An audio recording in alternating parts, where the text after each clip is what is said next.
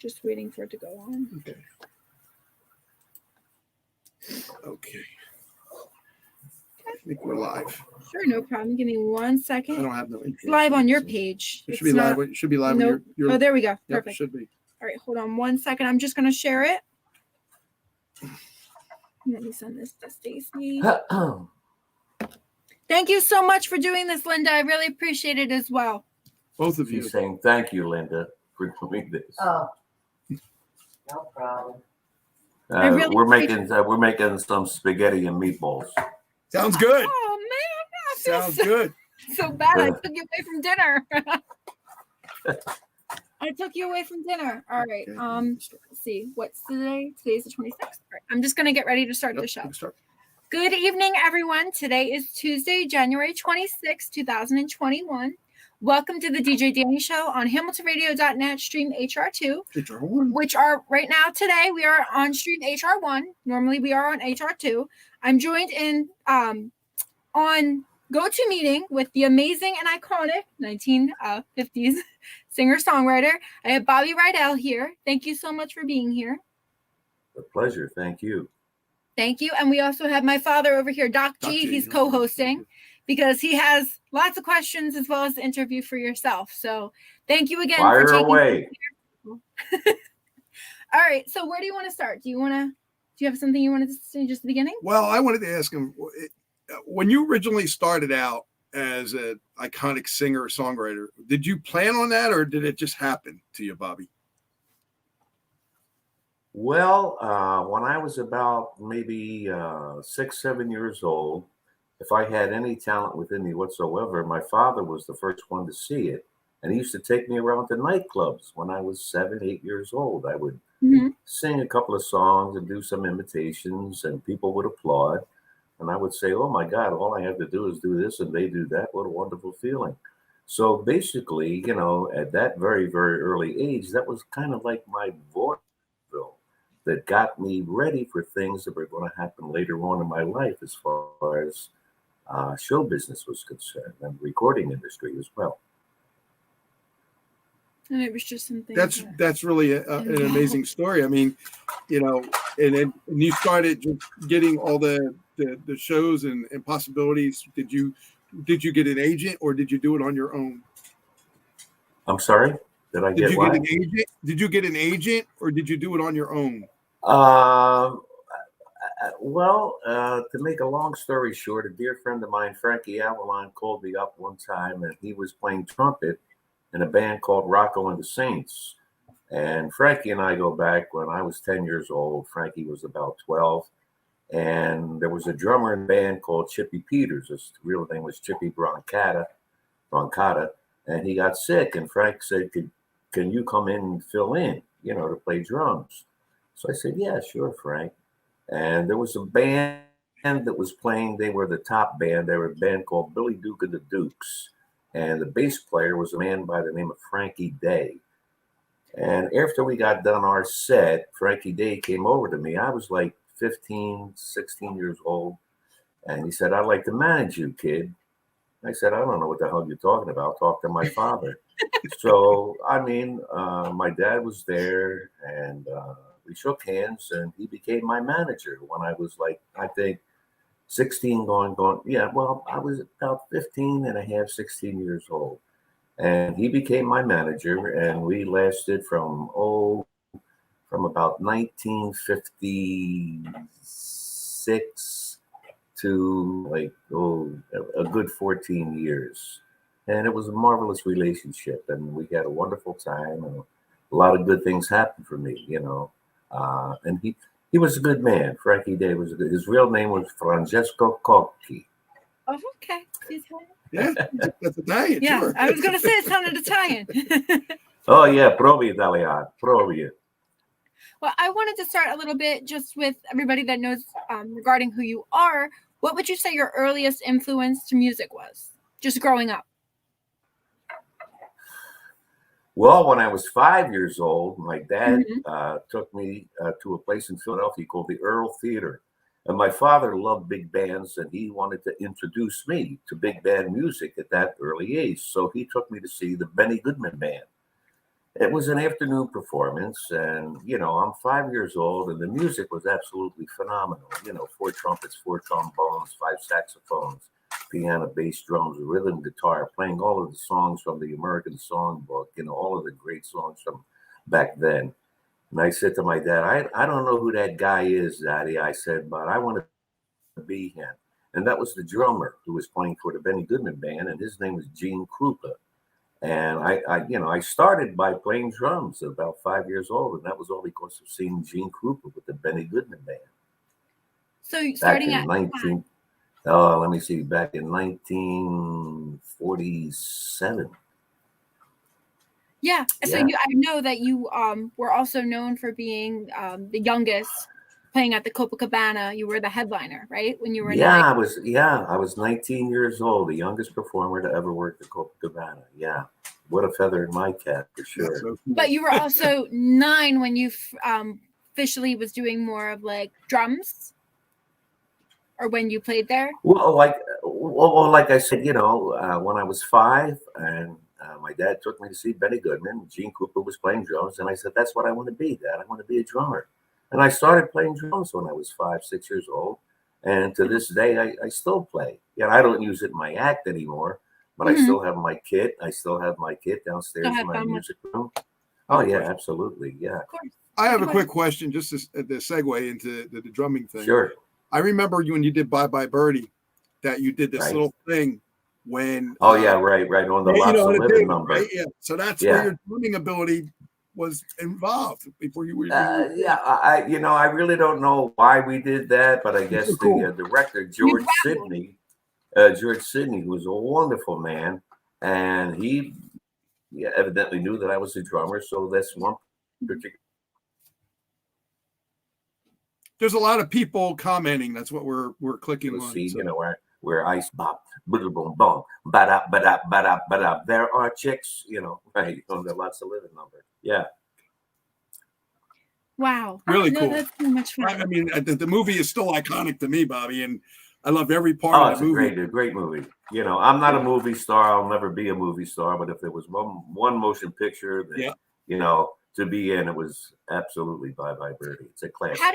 How did it feel with the opportunity with just being casted in the role, for Bye Bye Birdie, but also working with Anne Margaret? What can I say about that? Are you kidding? Anne Margaret? I had to. I had to. Oh my God. We both screen tested together for George Sidney, who was the director. And, basically when you do a screen test, they want to see what kind of personality you have, how you come across on camera, so on and so forth. Read a few lines from the script. And I think Anne, at one time, she sang like, one boy, one special boy. And I sang one girl, one, yada, yada, yada. And I go home, and 2 weeks later, I get a call from my manager at that time, Frankie Day, said, "You landed the part of Hugo Peabody." And that was back in 1963. And, like I said, I'll never be a movie star, but if I was ever in one motion picture, Bye Bye Birdie, is a classic. Well, we found out a little bit also with not even reading your biography that we didn't know that in Greece, the reason why they had it as RYDELL. I know where you're going, and I haven't the slightest clue why in Greece the high school is called RYDELL High. I don't know why. It could have been Fabian High, Everly High, Presley High, Anka High. They picked me. What a tribute. Absolutely. Oh my God, what a tribute. Yeah, for sure. It's iconic. It's totally iconic. RYDELL High in Greece. Well, I know you've gotten a lot into drumming when you were little. When did you first start getting interested in music? Did you like sing or stuff when you were little? Yeah, very early. Yeah, very early. Like I said, when my dad took me to nightclubs, I was singing and doing impersonations when I was 7, 8 years old. So did you ever sing at open mics? I'm sorry? Did you ever sing at open mics when you were at nightclubs? Or you just wrote it down? An open mic? Yes, like open mics at night. No, we never had that. We never had back then. There was a club in Philadelphia called the RDA Club. and there was a band leader by the name of Bobby Escoto. He had a Latin band, Mhm. and you know, they were all good musicians. And I got up and I sang a couple of songs and I did some impersonations, and people applauded. You know, and at 7, 8 years old, I said, you know, like I said earlier, my God, all I have to do is do this and they do that. You know, what a wonderful feeling, you know. So that's basically how it all started, you know. That's amazing. That is Think amazing. about that. Yeah. Wow. Yeah. What a career. Uh, Beyond your singing, I mean, you mentioned Frankie Avalon and Fabian and all these. I know they were all your friends, Right. but Yeah. they were still your friends all the way up till now, right? Well, Frankie and I, we go back. I was 10 years old. Frankie was 12. So I've known Frankie, you know, since I was 10. I lived at a place called 2423 South 11th Street in South Philadelphia. And Fabian lived on the 2500 block of South 11th Street, a half a block away from where I was born and raised. I never knew Fabe, you know, because in South Philadelphia, you know, everybody had different hangs. Each corner had a different hang. You hang with a certain amount of guys, a certain amount of girls. So I really didn't know Fabe until, you know, things started happening in the business. And then we got together, you know, and we became friends. And back in 1985, my manager at the time, Dick Fox, put a show together called The Golden Boys. And it was Frankie Avalon, Fabian, and myself. And it was wonderful. It was absolutely wonderful. The crowds were fantastic. The show was a big, monstrous hit. And I turned to Frank, who I call Cheech, which is Frank in Italian. Right. I said, Cheech, this is great. I said, but how long is this going to last? A year, 2 years top, it's going to be over. That was 1985. We're going into 2021. We're still doing the show. And it's a great show. It really is. God bless you all. Yeah. But just I don't know when the hell we're going to get back, but you know, who the hell knows when that's going to happen, you know. Well, you still communicate and talk to them, right? Like, do you guys absolutely. Absolutely, for sure. Yeah, for sure. So you have things coming up once life is officially open again. Whenever that's going to happen, yeah. There have been a lot of engagements that have been canceled, postponed, so on, so forth. And you know, we just got to play it by ear. You know, we got to see what happens. You know, from here on in. You know. Well, we got a lot of shout outs too, Bobby. I just want to get to some of them. First of all, my friend Paul Mack from Australia, good friend of mine, actually does a show here. I love Australia. Is what my favorite out of the United States of America. Australia is my favorite place in the world. Oh, nice. I've never been. Oh, I've been down there 22 times since 1960. Wow. That's awesome. Yeah. So I got Where's more your shout friend outs. from? He's in Australia. I don't know if he's near the Outback or Sydney. Maybe Sydney. I don't know. Well, Sydney's on the East Coast. Sydney, Melbourne, the Gold Coast. If you're talking about the Outback, that's in the middle of Australia. I don't know. I'm just guessing. Wow. Yeah. I'm just. He might answer us. But there's a question from Ted Davenport. Can you read that to him? Yes, they said I remember him as a guest on the Dani Show. I couldn't buy enough of his records after that. Yeah, that was a show called Make Room for Daddy.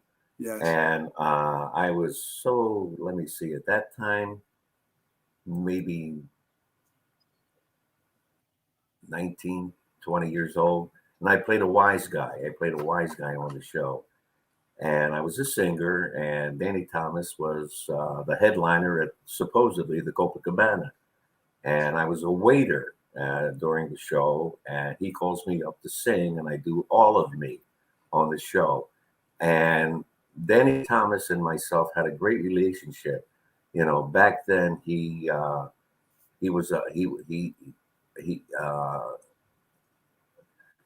years ago, he prayed to God, Danny Thomas, just give me something, dear Lord, to set me straight, give me the right path to go on to in my career, in my life. And that's, then what happened, of course, was the St. Jude Hospital, and in the beginning, it was a thing called ALSAC, Aiding Leukemia-Stricken American Children. And I was the teenage president with mister Mhm. Thomas. And we toured for a year and a half or so, just going around promoting, the St. Jude Hospital, which is, of course, in Memphis, Tennessee. And he was a wonderful man, absolutely wonderful. And I was so proud to be associated not only with him, but I've had the opportunity in my life to work with all of the greats of the business, uh, George Burns, Jack Benny, Perry Como, Milton Berle, Red Skelton, Danny Thomas, so on and so forth. Okay. I consider myself a very, very lucky man. Now it looks like Paul Mack, the one from Australia, responded. He said he's on the East Coast between Sydney and Okay. Bristol. Oh, okay. He's between Sydney and the Gold Coast. The Gold Coast is up in Brisbane. And he said he thinks that you played the stadium back in the day. The stadium. Oh yeah, the Sydney Stadium. That was 1960, and I was with the Everly Brothers. They were the headliners at the time. The Everly Brothers, Don and Phil, and the band that backed me up was a band called Cold Joy and the Joy Boys. And to this day, we're still friends. And I'm talking about 1960, and we still talk to one That's another. amazing. Yeah. Friendship. Yeah, really. Right Oh, absolutely. Yeah. Who's saying a nice Eagles hat? Valerie Zelinsky. Oh, you can see him. Yes. Yeah, you can see all Okay, the things. show this one again so he can see them too, just so he gets an idea. Yeah, sure. All the comments that are coming in for you. Yeah. Everybody's saying they like what you're doing. They love your career. And they have a lot, they might have questions for you too. So we're opening up the question. So what I wanted to know, because being in Bye Bye Birdie, a lot of people just have an idea. Did you know Elvis? Did you know Never Elvis? met him. Never met him. Never met him in my life. Now, being a part of the show or anything, did it seem like, your character with you being with Anne Margaret, like you guys were all super close, like you were great friends? Offset and on set. Who? Anne and myself? Yes, you and Anne, correct. Oh my God. Anne and I have been friends since 1963. She'll call me, I'll call her just to say hi, how you doing? It's been a while, but the last time I talked to Anne was when her husband passed away, Roger Smith. Oh. And I just called her up, to give my condolences. Mm-hmm. And she told me, she said, "Oh my God, Bobby, thank you. But you remember how sick he was." And I said, "I certainly do." And, and he was sick for quite a while, quite a long time. He had some kind of a nervous disorder. I really don't know exactly what it was. No, it's okay. But yeah. Oh my God. No, but they were married for, 50 years, for crying out loud. Anne and Roger Smith. And she's still a sweetheart. She's still a beautiful lady. And I'm really happy and honored to say that she's a friend. Well, I was going to say, regarding with Anne Margaret, did you do any other projects besides Bye Bye Birdie with her? No. With Anne? With Anne Margaret, yes. Oh, no. I would have loved, to have done something with her, like, years later after Bye Bye Birdie,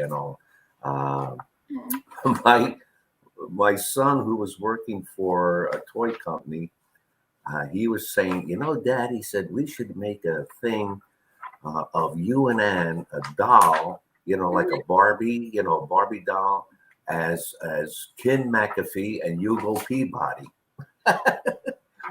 Well, that never happened, But that would have been a great idea. That was a good thought. Yeah. My son has a good business mind. He really does. You still have time, though, if that's something. I mean, a lot of people are buying things more online. So I would buy it. Oh, I do. Oh, I buy everything online. This hat came from online. I know they keep mentioning the Eagles hat. So I want to ask you, when you were with some of the music artists, you were talking about big bands. Did you ever want to be with a big band? Were you with a big band like Benny Goodman or anything like that? No, I was only 5 years old when I saw Benny Goodman. No, I mean, when you got kidding? older, were you with any big band? No, but a very dear friend of mine, his name is Luciosi, and we lived next door to one another, and we grew up together. He was a month younger than me. I was born in April '42. He was born in May '42, and Louis was a trumpet player and a barber. And one time he called me up and he said, Bob, I have a big band. I have an 18-piece big band. And we rehearse at a club called the Clef Club here in South Philadelphia. And he said, I'd like you to come and play drums with the band. And I said, Lou, I haven't read, music in a lot of years. And he said, I don't care about reading, man. And all I want is time. I said, I'll give you time, man. And I pride myself on time. As far as keeping, tempos and rhythm together. And I used to go every Monday night at the Clef Club with an 18-piece band, and we played like Basie charts, Ellington charts, Goodman charts, Duke Ellington, so on and so forth. And it was wonderful. It was absolutely fun, wonderful. But, I never went out and played with a big band. When I do my shows, if I'm doing my shows by myself, other than, with Frank and Fabe, I normally have anywhere between 10 to 16 pieces. And when we have a 16-piece orchestra, it's 3 trumpets, 3 trombones, 5 saxophones, piano, bass, drums, rhythm, guitar, and percussion, which is a wonderful sound. Wonderful sound. Sure. That's a beautiful piece. I mean, like you're having 16-piece and a certain type of instrument. Yeah. And, where I live, of course, here on the East Coast, right outside of Philadelphia, we work Atlantic City a lot, as far as the casinos are concerned. And when I work Atlantic City, all of the musicians there that I've worked with for God knows how many years, they're all marvelous players. I mean, really, really marvelous players. And I don't have to do a thing. I mean, all I know is that I got 16 hunks behind me, playing their ass off. And all I have to do is walk out on stage and sing. Because I know everything behind me is happening. I don't have to worry about the band, man. I know everything is cooking. It's happening. You want to say Ted's question? Yeah, I got a question for him. But Ted Davenport, he said, what age did you discover that amazing singing voice? That's a good question. I really don't know because, like I said, at like 7, 8 years old, I would sing and I would do impersonations. So, amazing. I don't know how amazing it was. I'm 78 years old, going to be 79 hopefully in April. My chops are still great. I'm singing fine. Look amazing. Yeah, it is amazing. It amazes me for crying out loud. And I've had problems, with my back. I broke my femur a couple of years ago, and this.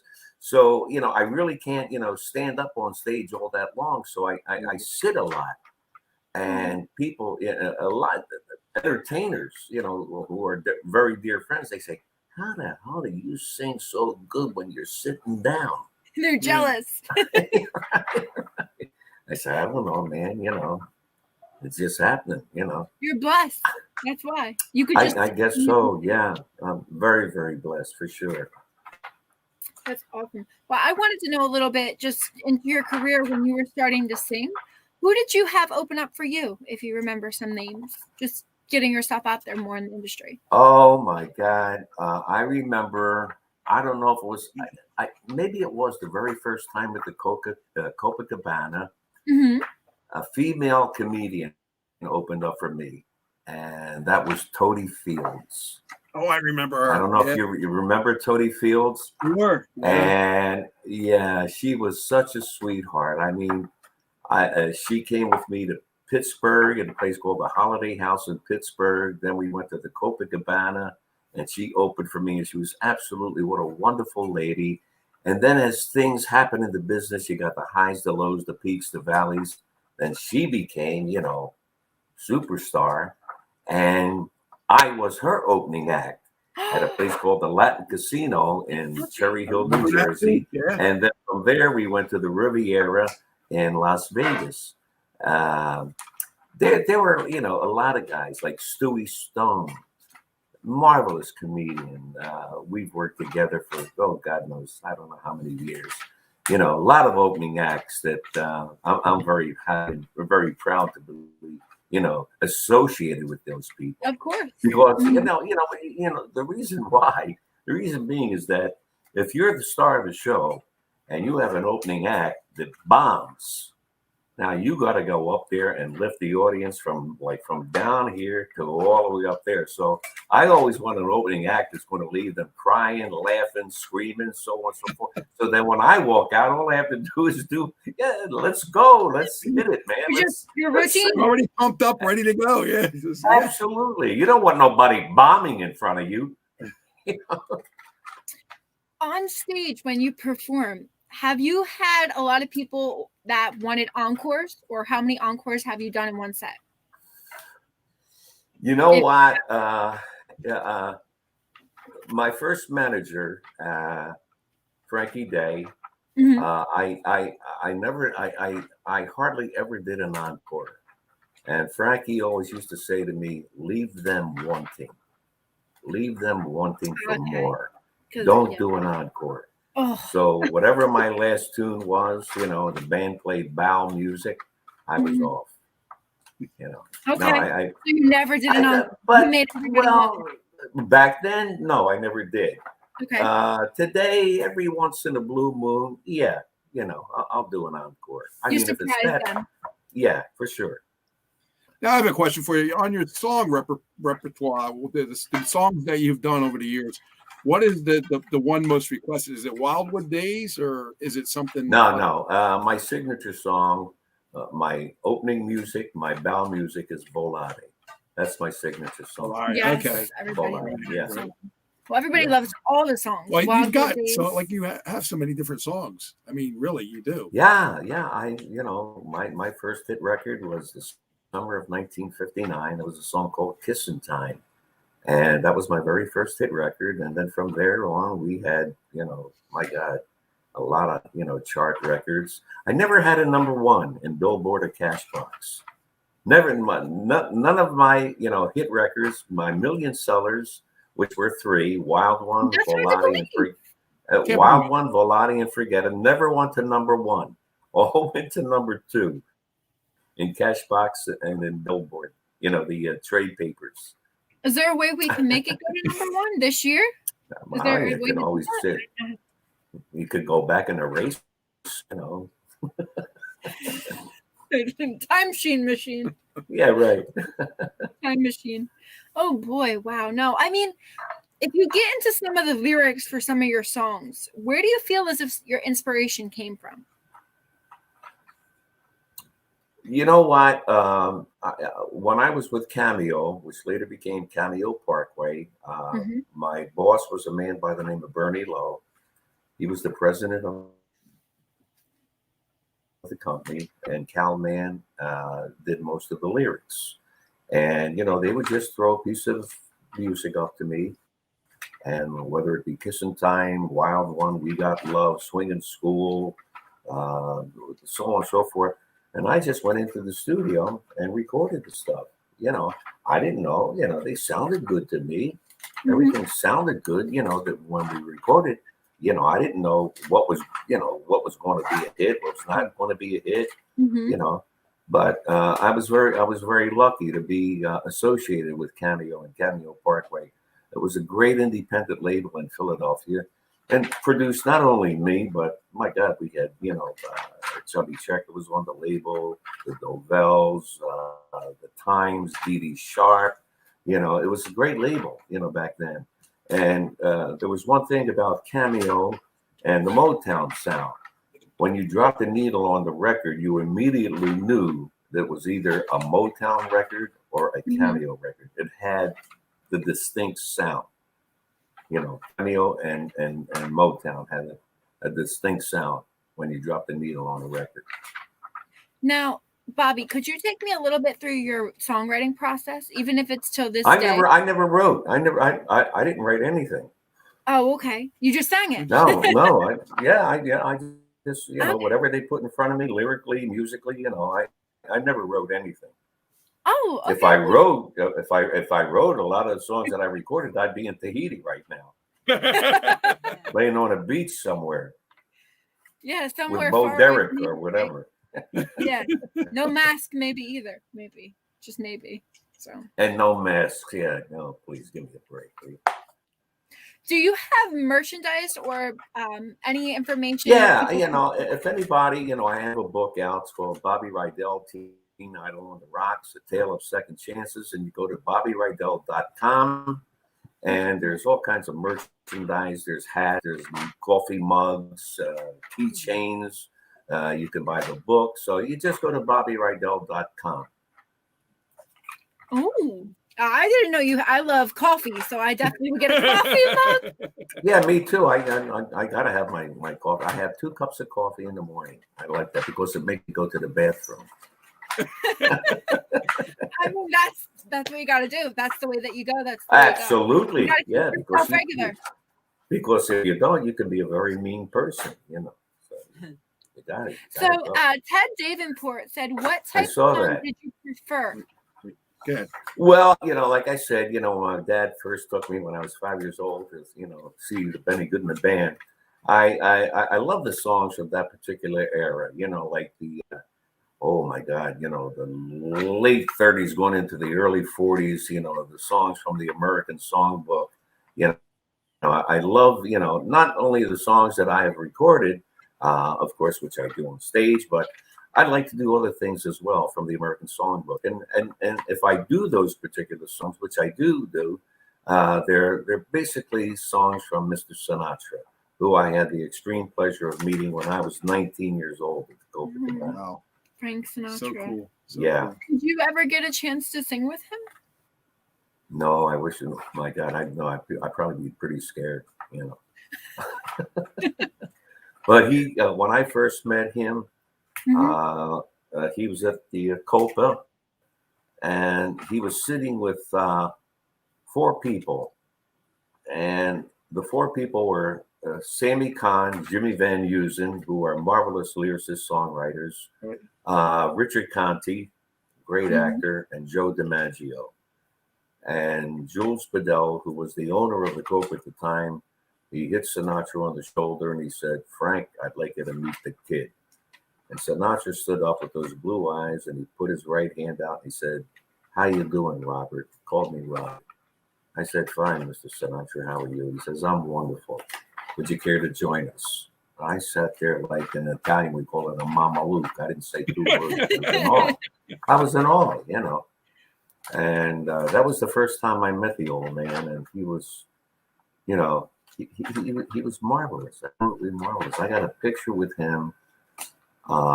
He has whichever arm on my shoulder, and he's got my album, RYDELL at the Copa, under his arm, and he wrote to me, "Dear Bobby, best always, your friend Frank Sinatra." I mean, at 19 years old, are you kidding? I have admired Mr. Sinatra since I was 10 years old. And that was all my dad introduced me to the Benny Goodman Band. And then when I heard Sinatra, I said, "Oh my God, oof, what a, fine, just everything man did was just impeccable, just impeccable." There's a lot of singers out there today, who I admire. And one guy who's out there today is a guy by the name of Michael Bublé. And he's a marvelous singer. I absolutely adore Bublé. Matter of fact, he recorded a song that I recorded. It was the first song that introduced him to the public, called "Sway." And that was one of my hit. That was one of my hit records back in the 60s, And I always told my manager, I said, I would just love to do one song with Bublé, and that would be "Sway." And I don't even care. I don't even want to get paid. I just want to do "Sway" with Michael Bublé. Just go on, like that. Oh, here's a special guest, so on and so forth. But as far as singers are concerned, to me, a very dear friend of mine who I think is one of the greatest singers that I've ever heard in my entire life, him and his wife, was Steve Lawrence and Edie Gourmet. Yeah, You know, I agree. And you can even talk to Steve Lawrence, who is just a marvelous, impeccable phrasing, singer, Mm-hmm. uh, vocally, but he learned everything from the old man. He learned everything from Sinatra, for crying out loud. Man. He had that. See, a comment to that is he had that smooth style music that he wrapped around it just like Sinatra, just like you said. I love that. Oh, absolutely, yeah, absolutely. I mean, let me see who else. There's not too many guys that I can say, were like the old man, but Steve Lawrence was absolutely, one of them. He's up there, man. Steve had great chops. He could swing. As far as his tonage is concerned, he was always right there. You never hardly ever hear him sharp, flat. He bang, he was right there. Bobby, from all the things that you've done, like with music and acting, where did the time come where you wanted to write a book? You know what? Years ago, after you do a show, you hang around, you talk to people, and it's just like, the BSing, after a show. And everybody would say to me, Bobby, you have so many great stories. Why don't you write a book? Well, I was like, 19, 20 years old. Who wants to read a book from a 19-year-old kid? So my wife now, Linda, said, you should really sit down with somebody and write a book. So I sat down with a gentleman, his name Alan Slutsky, who's a marvelous guitar player. And he also did a documentary on the shadow. Standing in the Shadows of Motown. And the Funk Brothers. So I've known him for years, and we sat for like close to 2 years, just with a tape recorder, a pad, and a pencil, and I poured my heart out to him. And then we came up with the book. We came up with Bobby RYDELL, Teen Idol on the Rocks: A Tale of Second Chances, and it's a marvelous book. I'm very, very proud of it. It's very sincere. It's very honest, and there's a lot of things in the book that people don't know about Bobby RYDELL. So I'm very proud of the book. And once again, if anybody wants to, purchase it, you just go to BobbyRydell.com. You go to merchandise, and there's all the stuff on there. The book, the coffee, like you said, the coffee mugs. Coffee mug. I was going to say, Bobby, hats, is there? Oh, you have masks on there? No, hats. Oh, I'm sorry. I thought you said masks. No masks. No. Okay. Get out of here with that. Can you get the book signed? Like, would you be able to sign the book? Well, if people order the book, from the website, I can personalize the book as well, for sure. Yeah. Okay. So would that be part of like the order? You would just put it like in the order if there's a way that you could do it or a certain charge? If they write, to the website and they say, I would like to have the book personalized to whoever, Linda and Jake, and I'll sign, I'll sign the book and personalize the book for sure. Yeah. Oh, that's awesome. That's really exciting to know, because I know a lot of people that are tuning in right now, like Stacy Lytle and Valerie, that are all tuning in. So I'm sure they're all looking to get merchandise from you. So they can get something signed when they buy it from you. They would be very happy. Absolutely, for sure. It's amazing that you can give the opportunity with your time. Oh, hey, look, if it wasn't for those people out there, That's right. Absolutely, and yeah, for sure. Let's say I'm 78, going to be 79 in April. Oh, and I've been in the business now 60 years, since 1959. So I've been blessed and very fortunate, still able to sing fairly well, in tune, hit all of the notes, so on and so forth. And what a great variety of people who have been fans since 1959. And it's all because of them that I'm, still around and doing what I love to do. Especially when the hell we're ever going to get back is another story. That's very true. Hey, well, you got to remember she's young too. She's only. I'm 23. But I grew up watching him, listening to him. Taught her your music years ago. The question I have for you, Bobby, is when artists today, you have any advice for them on to? I'm sorry. Do Oh, you have any advice for artists? not today? really.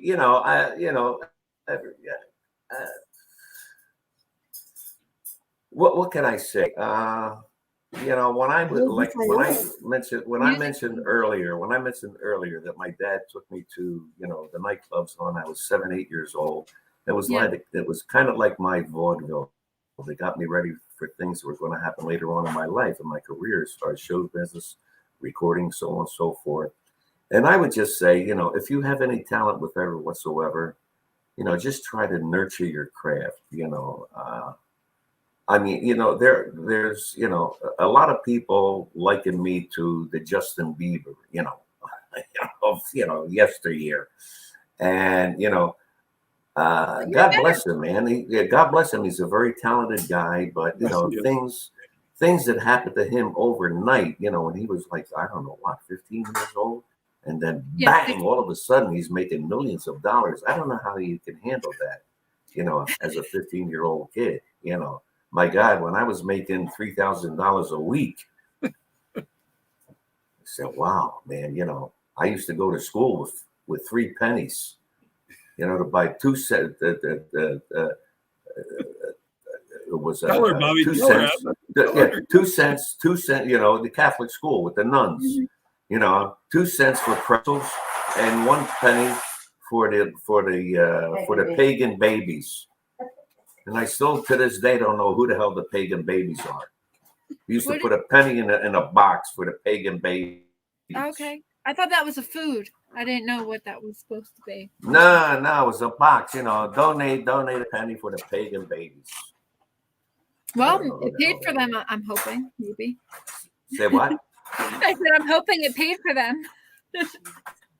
Well, I don't know. Everybody in the class had to put a penny in the box for the pagan babies, So how many kids were there in the class? 20, 25? So it's 25 cents every day for the pagan babies.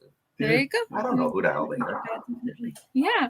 So, no, I mean, I just wanted to get a little bit back into your music industry when you were just out there. I mean, being so young and getting a chance to tour around, did you ever have like stress? What do you mean fool around? I fooled around a lot. Oh, no, touring. No, I meant like on tour, just getting ready to sing. Did you ever have anxiety or stress or anything to deal with? No, always. To this day, it's always nervousness. Before, okay, so you have nerves before hitting the boards and singing. There's always, how do you overcome it? Wait, I think I have to. Oh, okay. God bless you. It's okay. It's okay. You're good. God, one more. I'll tell you, that feels so good after that. Another God one. bless you. God bless you. That feels so good after the surgery. I'll tell you that. I basically to this day, prior to going on stage, I just walk around and I'm very quiet, stay to myself. Another one. No. It's okay. Well, look, I'm glad that your nose is feeling a lot better regarding the situation you had, earlier in the month. So I'm thankful that you are doing a lot better that way. You want another tissue? I'm sorry. I was. Say again, please. No, it's okay. I said I'm very glad that you're doing a lot better versus what happened during the beginning of the month. With your nose and everything. Yeah, it was so weird. It was a Tuesday a couple of weeks ago. It was like 3:30 in the morning. Yes, and I sneezed. 3 times. I sneezed, and a little bit of blood came out, which I guess was, kind of normal. Mm-hmm. And then I laid down, and it was like the Red Sea opened up again, And I went, oh my God! So my wife, we went to a community center here where I live now. They tried to do something, but nothing happened, and then the doctor said, "We're going to have to send you to Jefferson Hospital, which is a marvelous hospital here in Philadelphia." And they called an ambulance, and I went in. It was a Tuesday at about 12:30 in the afternoon. I went to the hospital. I was there Tuesday, Wednesday, Thursday, and they finally took me to surgery on a Friday. And You got out on Sunday. and then from there, so far everything is fine. And I love when I sneeze; it feels really good. Well, So you might sneeze again. yeah. Well, I'm very glad.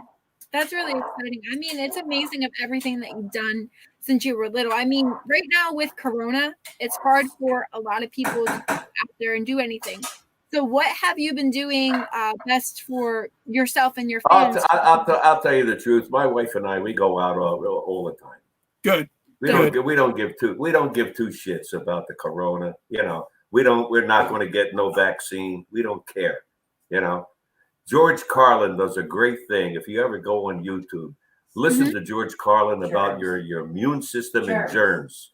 And it's absolutely wonderful. He says, I don't care. They can sneeze, they can cough, they can fart on me. I don't care. Yeah. My immune system, he said, we used to swim in the Hudson River. Exactly. Right. That's right. Everybody got polio, but us kids in New York when we swam in the Hudson River with all of the sludge and the dirt and the crap, Yeah. We don't care. My wife and I'll tell you the truth. My wife and I, we're living our life. We're living our life. We're having a great time. No fear. And you know what? We go out. We party. We have friends.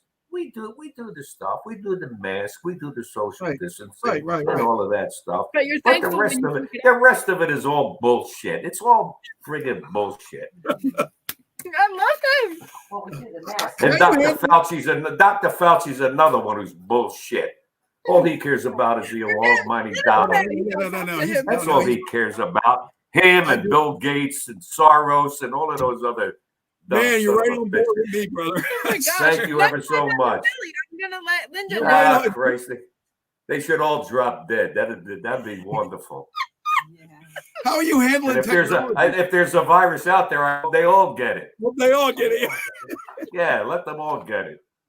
Well, this to say the new thing they want to do is double mask everybody, and that's just going to deplete oxygen in your body. Oh yeah, why don't you wear a straitjacket as well? Put everybody in a straitjacket, double mask, handcuffs. Get the hell out of here. It's just absolutely. My wife is what? Wait a minute. Fauci's recommending 2 masks. Yeah, well, that's what they're just saying. Fauci recommends 2 masks. Cut off more oxygen. First he says it's going to be this, and then he says no, it's all going to be fine. Then he goes back to another thing, and he's bullshit. He's bullshit. And I'm sorry to say he's Italian. I know. I feel the same way. But I want to ask you how you handle technology in today. With the computers, and because I know a lot of older guys. I don't know anything about computers. My wife does everything. She knows all the stuff, Okay. I get on my phone. I have an Android, and I put these things, in the ear. And last night I was listening to the Oscar Peterson Trio. Now I don't know if you guys know who Oscar. I know who that is. Yeah. Yeah. And and I lay in bed and I listen to Oscar Peterson. I listen to Buddy Rich. I listen to Maynard Ferguson. I listen to, oh my God. You're a Maynard Ferguson fan? I used to play the trumpet 14 years ago. I was. Oh, wow. Well, so here's my story. Here's my story, Bobby, and I don't want to take away from you. But when I was playing baseball, I decided to play baseball rather than play the trumpet. But I played the trumpet 14 years. Oh, I had the opportunity. Listen, I had the opportunity to be on the Tonight Show band. I thought the guy was lying to me. I never knew. Really? Yeah. I would say I was good at it, but I wasn't good at high notes. I was just good at playing loud. Well, you know what? You can always play the second chair, you got the first chair playing lead trumpet. Right. You got the second chair, playing, second trumpet, Pete Barbuti does a marvelous thing. I don't know if you're aware of Pete Barbuti. He does a marvelous thing with the second trumpet player.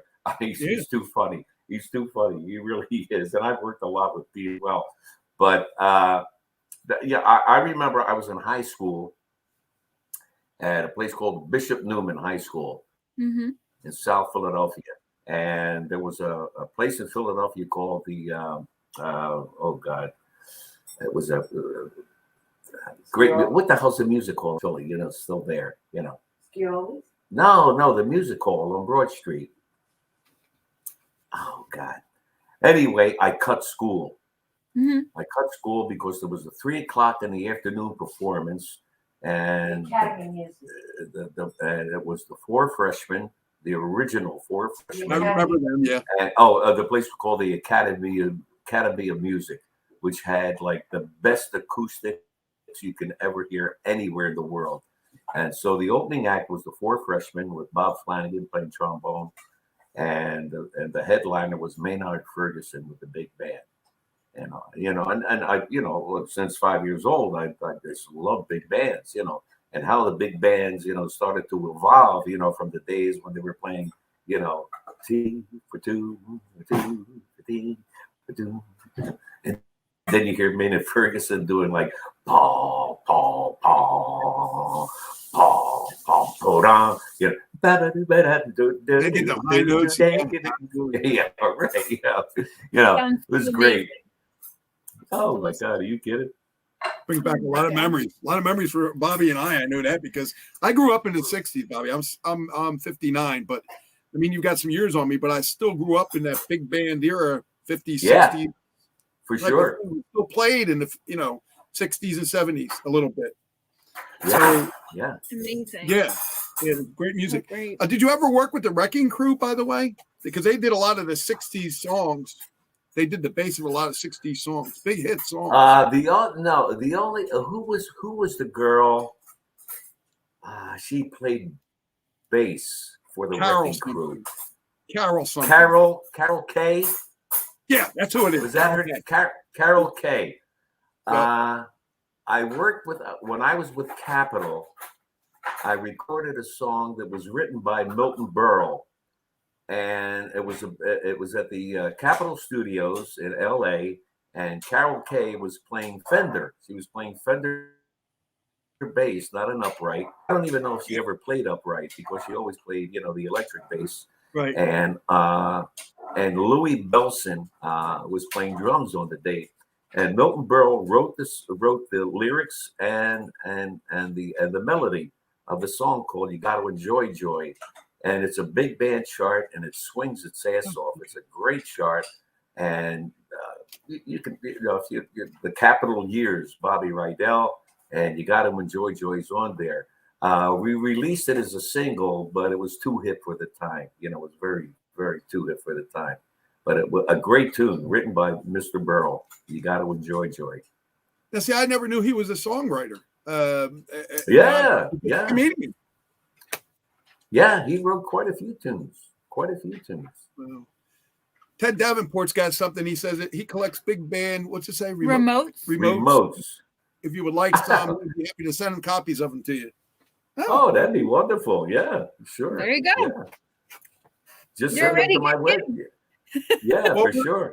We're actually getting ready to, in a couple minutes, end the interview, but I've just been so excited about this interview for the last couple of weeks. Well, the beginning of the month, but it's okay. I'm sorry I missed it a couple of weeks ago. No, it's okay. You were much more important. We wanted to make sure you were okay. Yeah, that's what I'm talking about. So much.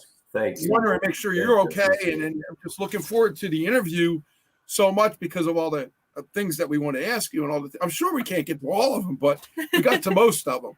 And out of all of them, I mean, I just find you fascinating. Still play your music today. Still play all your songs today. So funny. I love that you're so real and you don't give a crap about Corona. I love it. No, I don't. I know. I don't.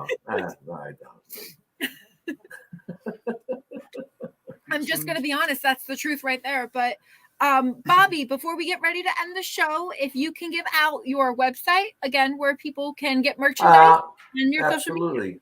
Absolutely. You just go to BobbyRydell.com, and that's my website, and you can find, all of the merchandise and tour dates that are supposedly happening, coming up soon. We hope that Yeah, because we still don't know. There are things that are on, on the website that we're supposedly going to do, but who knows? Who really knows what's going to happen? Well, if the world opens up again, I would love to see you live. Yeah, we would somewhere. definitely love. We're in New Jersey. Whereabouts in Jersey? Hamilton. We're in Hamilton. We're in Hamilton, Trenton, New Jersey, right in Trenton. Oh my God! Oh, sure, yeah. Yeah, I told him. My wife said I should tell you I met you years ago. I told her we met at the Luann shop. Yeah, they already told her. Oh, right. Yeah, Louise Camilleri. And that's in Hamilton. That's in Hamilton Square. Yeah, absolutely. The Luann shop. Right. So yeah, so cool. Oh, that's a long time. That's a long time ago.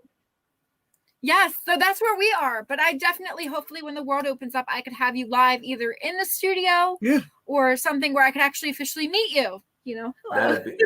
It'd be my pleasure. Thank you ever so much. Thank you. Yes, I really appreciate it. You're so amazing and super fascinating. Your music is mind-blowing. We're really impressed. I love listening to it still to this day. And like my dad said, I'm 23, so I grew up listening to you. Thank you ever so much. That's so nice. I appreciate it. Thank you. Oh, you're very welcome. No problem. Thank you again for being on my show. Before we get ready to end, did you want to say anything? Mom, you want to say anything? My mom's just gonna come say hi real quick. Yeah. Oh, where's Mom at? Here comes Mama. Where's Mom? Yeah, Her name is come on, Sandy. Mom. She's a children's book author. Here, Dad, you gotta get up there. I will. Go ahead. Go ahead, honey. Hold on 1 second. Go ahead. Sandy, come on over. Come on. Hi. This is just such a pleasure. Hi, Mom. How you doing? Nice talking to you. Say hi. How are you doing? How are you doing?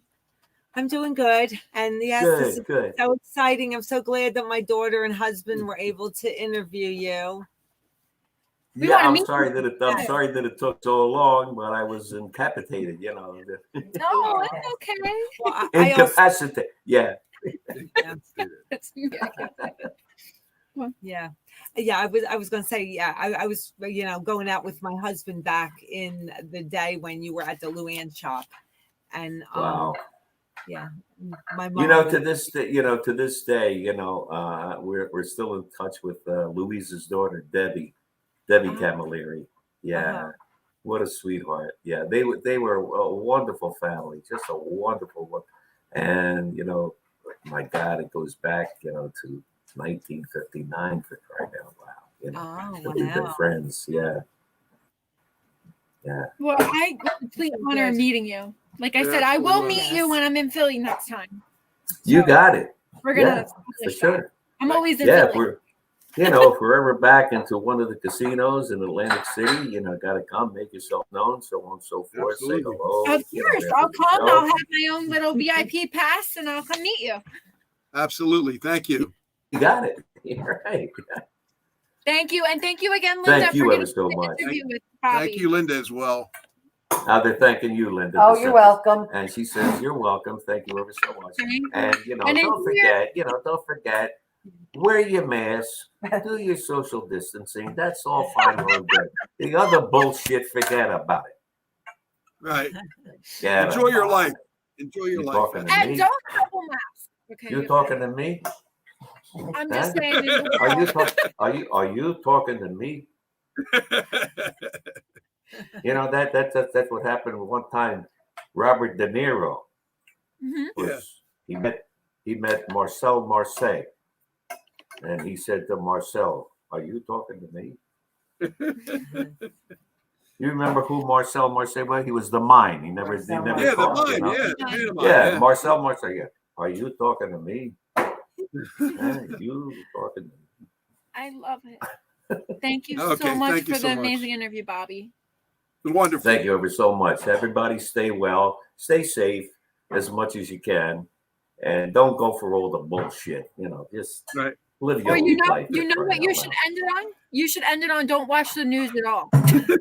Oh, don't watch no news. Don't watch any of the goddamn media because they all suck. They all lie. Forget about I love you. Forget about it. They all They suck. don't even get the weather right. MSNBC, Fox, CNN. They should all be shot.